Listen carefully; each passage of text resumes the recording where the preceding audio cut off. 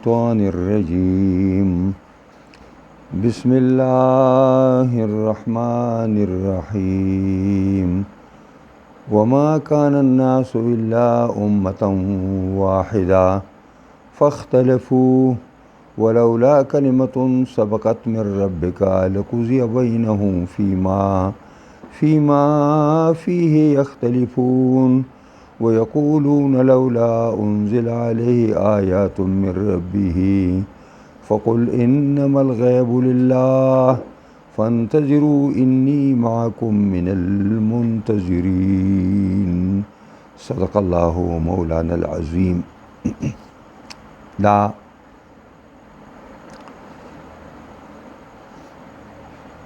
اللہ رب العزت فرمائی چې دا یو ډیر لوی علمی او تاریخی حقیقت دی چې خلق ټول په یو دین باندې وو، یعنی په دین فطرت او په دین اسلام باندې وو. دی پر خپل منځ کې اختلافات شروع کړو. ځنې په هغه اصل دین باندې پاتې شو او بعضې کسان د هغې نه منحرف شو او واوړېدل دي، یعنی کفر اختیار کړ. چونکې دنیا دارالعمل دی، دارالامتحان دی، دا د حساب کتاب او د جزا دار نه دی. دلته الله تعالی چاله بدلی نه ورکوي، بدلی آخرت کې الله تعالی ورکوي او پوره فیصلې الله آخرت کې کوي. نو که دا نه وی دا چې الله رب العزت دا ټولې فیصلې به په آخرت کې کوي او د الله تعالی نه کلمه او یو خبره وړاندې شوې نه وي، نو د دې خلکو منځ کې به فیصله په دې دنیا کې شوې وه په کومو مسلو کې چې دوی مختلف دي. دا کم ټیم دی چې خلک په یو دین اسلام باندې وو. نو بېشماره روایات او بېشماره رایې د مشرانو په دې کې مفسرینو ذکر کړي دي. او ډېره بهتره خبره دا ده چې دا د آدم علیه السلام او د هغه د بچو دا تقریبا د 10 پیړو پورې دا سلسله جاری وه چې ټول خلق په یو توحید باندې، ټول خلق په یو دین اسلام باندې. دا سلسله روانه وه او د کفر او د شرک نام و نشان نه و. د هغې نه وروستو بیا نوي حالات او نوی مسئلې پیدا شوې چې نیکان صالحانو د پیغمبرانو علیهم السلام بچیو، ډېر لوی عالمانو بزرګانو، هغه مړه شو. خلک ډېر زیات خفه شو چې آینده به موږ د چانه دین زکو او څوک به موږ ته داسې وعظ او نصیحت کوي چې زموږ زړونه په هغې باندې نرمیږي. دا به اوس موږ څه کوو؟ نو حدیث کې راځي په دب الیهم الابلیس، ابلیس ملعون ورته غلی غوندې راوښویده او ورته وویلي چې دا تاسو ولې دونه خفه یې؟ ویل چې دا زموږ مشرانو بزرګانو عالمانو او دا وفات شو، اوس به موږ څه کوو؟ نو هغه ورته وویل چې دې مجسمې به دله سازې کما او په یو کمره او کوټه کې به یې کېدی او چې د چا زړه سختېده او کلکېده د دین په باره کې نو هغه به راځي او دې ته به ګوري او زړه به یې نرمېږي. هغې ویل دا خو به ډېره ښه نو مجسمې وله ساز کړي بلکې اول کې تصویرونه ساز کړي او بیا هغه په مجسمو کې بدل کړه. ابلیس لاړ 100 کاله ځان ورک کړ. 100 کاله بعد چې دا موجوده نسل ختم شو نو نوی نسل راغی. نو بیا ورته ابلیس راغی ورته وویلي چې دا پرې کمره کې پراته دي او ولاړ دي تاسو خبر یې ستاسو پلارانو نیکونو به څه کول د دې پوجه به یې کوله عبادت به یې کو او د دې نه به خیر او شر غوښت. د دقه ځای نه د شرک بنیاد کېښودی شو او د کفر بنیاد د دقه ځای نه کېښودی شو او خلک دوه ډلې شو. یو جماعت په خپل توحید او په خپل دینی فطرت باندې پاتې شو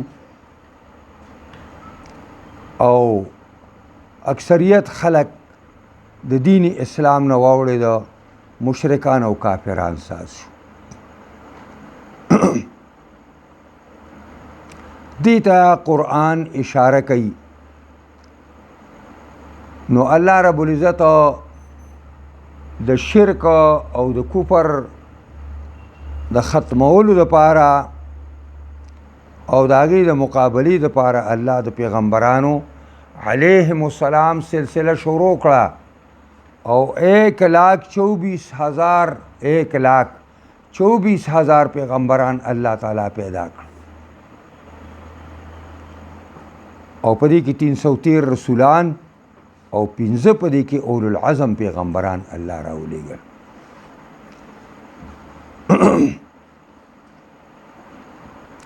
او چونکې الله رب العزت دا خبره کړې ده چې ابلیس کله دا لوبه وکړه نو الله تعالی ورته دا وویلي چې لأملأن جهنم منک وممن تبعک اجمعین، زبا جهنم ستانه او چا چې تابعداري د آدم د بچو نه ستا وکړه د هغې نه به جهنم ډکوم. دا کلمه الله تعالی مخکې کړې ده. دا هم د دې کلمې ترجمه ده چې الله رب العزت دا خبره کړې ده چې زما رحمت دا به زما په غضب باندې مقدمي ده. په صحیح حدیث کې راغلي دي چې زما رحمت به زما په غصه باندې مقدمي. د دې وجې نه الله تعالی مشرکان او کافران او ظالمان دا فوراً نه نیسي په دنیا کې بلکې دوی له ډیل ورکوي او دوی له مهلت ورکوي. او حدیث کې مرازي ده چې ان الله لیملی للظالم، الله ظالم ته مهلت ورکوي، ټیم ولا ورکوي. کیدای شي د ظلم نه کلار شي او دې دپاره چې دی د خپله نیټه پوره کړي. نو حدیث کې راځي ان الله لیملی للظالم، الله ظالم ته مهلت ورکوي اذا اخذه لم یفلته، خو کله چې ونیسي بیا یې نه پرېږدي، چې کله یې ونیسي بیا یې پرېږدي نه. تاسو ولیدل ډېر ظالمان پر خپله مختصره زندګۍ کې موږ ډېر ظالمان پر پاکستان کې ولیدل چې په دې ملک کې د اسلام او د شریعت په راوستلو کې رکاوټ و. هغه الله تعالی په داسې ذلت سره د دې دنیا نه بوتله چې هغه یو نمونه ده د خلکو لپاره، خو که چا کې سوچ او فکري. او داسې ظالمان نور هم دي چې د اسلام په لار کې موږ ته رکاوټ دي. انشاءالله د هغې انتظار دی چې الله تعالی به هغې هم دغسې رسوا او ذلیله کړي او یو وخت به داسې راشي چې پاکستان به د شریعت په رنګ کې رنګ شي او د اسلام په رنګ کې به رنګ شي او د توحید په رنګ کې به رنګ شي انشاءالله. نو الله فرمایي وما كان الناس الا امه واحده، نو خلقو مگر یو جماعتو په توحید باندې، یو جماعتو په دین فطرت باندې، یعنی ټول مسلمانان بلا اختلاف. فاختلفو پس دوی اختلاف شروع کړ، ځینې په دین فطرت او اسلام باندې پاتې شو او بعضې کافران او مشرکان شو. فلولا کلمة سبقت من ربک، که نه وی وړاندې شوې خبره د پروردګار ستانه په تاخیر د عذاب سره آخرت ته، نو لقضی بینهم خامخا به فیصله شوې وه په منځ دې خلکو کې، فیما فیه یختلفون، په هغه مسایلو کې چې دوی پای کې اختلاف او جګړه کوونکي دي. او هغه فیصله به دا وه چې ظالمان او کافران او مشرکان به الله د دې مخ د ځمکې نه هټاو کړي وي او ختم کړي به وي.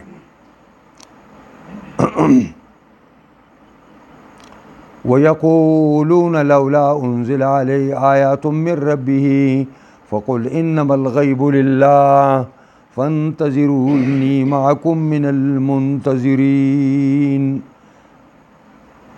دا مشرکانو بدا مطالبه کولی چې منګه کومه معجزه غواړو هغه معجزه دې راشي، هغه معجزه دې راشي. موږ به بیا دا پیغمبر ومنو او دا قرآن به ومنو او دا اسلام به ومنو، خو که چرې موږ چې څه غواړو هغه معجزه راشي.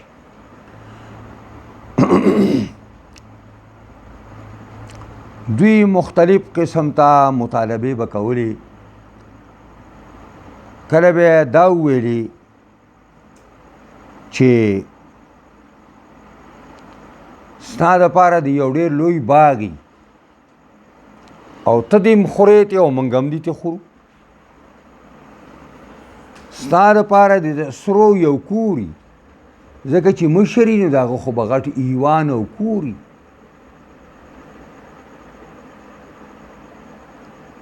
او کله به یې وویلې چې د مکې معظمې دا ځمکه ټوله غرونو نیولې ده، دا غرونه موږ له د دې نه لرې که. او کله به دا وویلې چې موږ دپاره یو نهر جاري که. د عربو د اوبو ډېر زیات پامتدار دي او د اوبو هېڅ درک پکې نه لګي، نو موږ له یو نهر روان که په دې کې. قسمه قسم مطالبې به یې کولې او قسمه قسم خدا مطالبې دا دوی په نیکنتۍ نه کولې چې ګینې دا کار وشي نو دوی به واقعي ایمان راوړي. دا دوی په بنیتۍ باندې کولې. وی خوی بده او بانی بیسیار. یو خبره سړی نه مني د هغې لپاره مختلفې بانې سازئ، مختلفې بانې. نو دا مختلفې بانې بیا دا کولی چې دا دې راشي او دا دې راشي او دا دې راشي. حالانکه الله رب العزت د پیغمبر خدا د صداقت دپاره او د اسلام د حقانیت دپاره او د قرآن د صداقت دپاره الله دومره بېشماره نشانی او بېشماره معجزې ښکاره کړي. او د ټولو نه لویه معجزه د جناب رسول الله صلی الله علیه وسلم قرآن شریف دی چې دا المعجزة الخالده، دا داسې معجزه ده چې دا به د قیامته پورې رواني. او د دې نه لویه معجزه بله څه کیدی شي چې د عربو فصحا او بلغا دا ټول د دې د مقابلې نه عاجزه پاتې شوي دي او ټول عاجزان شوي دي دې نه او د دې مقابلې نه ده کړې. د دې نه لویه معجزه بله څه کیدی شي؟ نو چې دا دومره معجزې راغلي دي چې هغه د پیغمبر د صداقت دپاره د قرآن د رښتیاوالي دپاره او د اسلام د حقانیت دپاره کافي دي، نو بیا نورو معجزو ته څه حاجت دی چې نورو معجزې غواړئ؟ دوی به کله کله دا هم وویلې چې موسی علیه السلام سره به امسا وه، به یې وغورځول مار به تې سا شو. داسې تا سره امسا یې وغورځوئ چې مار تې سا شي. او کله به یې دا وویل چې عیسی علیه السلام به مړي ژوندي کول، نو ته هم لږ مړي را ژوندي که که نه. او د حضرت صالح علیه السلام معجزه اوښه وه، نو ته هم یې اوښه چې کوم دی را دغه که. حالانکه د الله قانون دا دی چې کوم قوم معجزې غواړي، فرمایشي معجزې غواړي، او هغه معجزه راشي او قوم ایمان راوړ خو په بها و نعمت، او که قوم ایمان نه راوړي نو بیا د الله فیصله دا ده چې دا قوم به د دې مخ د ځمکې نه هټاوي. دا د الله قانون دی. او الله تعالی قریشیانو بیخکني نه کوله. استیصالي عذاب الله په مکې والو باندې نه راوسته، ځکه خو د فتح مکې په ورځ باندې 2000 کسان په یو ځل باندې مسلمانان شو، طلقا چې ورته وایي، او فوراً په اسلامي دستو کې شامل شو. د حنین په غزا کې باقاعده 2000 کسان بیا شاملو په غزا کې. نو الله رب العزت دوی د سلم نه پناه کول، نو دی وجې نه دا غوښتل دا فرمایشي معجزې الله تعالی نه راوستلې. د هغې وجه اصل کې دا ده چې د پیغمبر خدا صلی الله علیه وسلم ته الله وایي ته دوی له جواب ورکړه چې دا تاسو څه شی غواړئ فرمایشي معجزې، نو د دې ټولو تعلق د غیب سره دی. دا د انساني قدرت نه بار دی، د دې تعلق د غیب سره دی، او د غیب عالم صرف الله دی. د غیب علم الله ځان سره ساتلی دی. اوس په غیب کې دا پته ماته نه لګي چې ستاسو لپاره الله تعالی د دې تقرر کړی چې دا معجزه راولي او که نه راولي. د مستقبل علم هم ما سره نشته چې آینده به څه کېږي. د دې وجې نه بس تاسو هم انتظار کوئ، او زه هم ستاسو په باره کې انتظار کوونکی یم چې حق نه منئ، صداقت نه منئ او درستېږئ نه، نو بیا انتظار کوئ د الله د یو عذاب. او هغه عذاب الله تعالی دوی کې په یوم بدر کې ورته راوسته چې د بدر په ورځ باندې 80 صنادید قریش سرداران د قریشو وجلې شو، او 80 کسان دا په قید کې راوستی شو. دا هغه انتظار چې پیغمبر خدا صلی الله علیه وسلم ته الله وی ورته ووایه فانتظروا انی معکم من المنتظرین. تاسو هم انتظار کوئ، زه هم ستاسو سره د انتظار کوونکی یم چې د الله عذاب په تاسو څنګه راځي. نو په بدر کې یو دچکا ورکړه او 80 کسان یې تېنه ووجل، 80 یې تېنه چې کوم دی قید کړه، او نور د ډېر ذلت سره د میدان نه وتښتېدل. دا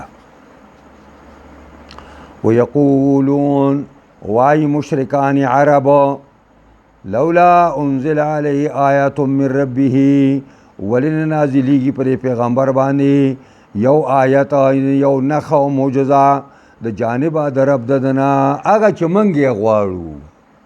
فرمایشي معجزه، که نه د معجزو خو څه کمی نشته، بې شماره معجزې پیغمبر خدا پیش کړي دي. دا قرآن دی. او یو ځلې نبی علیه السلام ته مشرکانو وویلي چې داسې وکړه چې دا سپومۍ 2 ځای کا او موږ دې ووینو، موږ به تا باندې ایمان راوړو. نبی علیه السلام لمونځ وکړو او الله ته دعا وکړه، او دا سپومۍ 2 ځای شوه، او یو د صفا د ډیرۍ نه یو طرف ته راله او بله بل ته، او به راوخته او بیا یو ځای شوه. دوی اوهو دومره زبردست ساحر دی چې د سحر اوس په اسمان کې هم کار کوي ګوره په سپومۍ باندې هم جادو وکړو تاسو ته ما ویلي چې خوی بد او باني بسیار یو سړی یو کار نه کوي نو شل کوي مشهوره خبره ده یو طالب وی هغه استاد ته ویل چې زه ځم اوس خو تپوس هم طالبان نه کوي خو په هغه زمانه کې به طالبانو تپوس کوو نو هلکه ولې ځې سبق ته نه کېږي نه سبق خو مې ښه دی ډوډۍ نه میلاویږي نه ډوډۍ هم جي میلاویږي ښه نور څه اساني او سهولت درته شته هر څه شته دی نو هغه ویل بیا ولې ځې ویل جي ستاسو د کلي دا کوڅې کږې وږې دي ستاسو د کلي دا کوڅې دي ویل دا کږې دي کږې نو اوس استاد خو د تعریف دپاره پردی کوڅې نشي نیږولی چې کوڅې نیږي کی نو داسې کله کله کېږي فقلت ووایا انما الغیب لله خامخا غیب د الله سره دی دا ما په معنا د ما او د الا دی نو ما الغیب الا لله دا د حصر کلمه ده ځکه دا په معنا د لا او د الا سره دی او هغه د ادواتو د حصر نه دي نو انما هم د ادواتو د حصر نه دی نو معنا یې دا ده ما الغیب الا لله نه دی پویا په پټو مګر صرف د الله سره ده بل څوک په پټو نه پوهېږي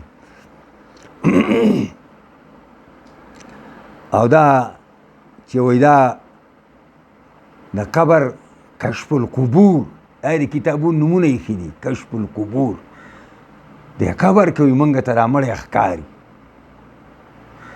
وایي خپله خېټه کې ورته چې څه پراته دي ښکاري چې ته په قبر کې مړی ګورې د کشفی بچیا کشف کېږي دته انما الغیب لله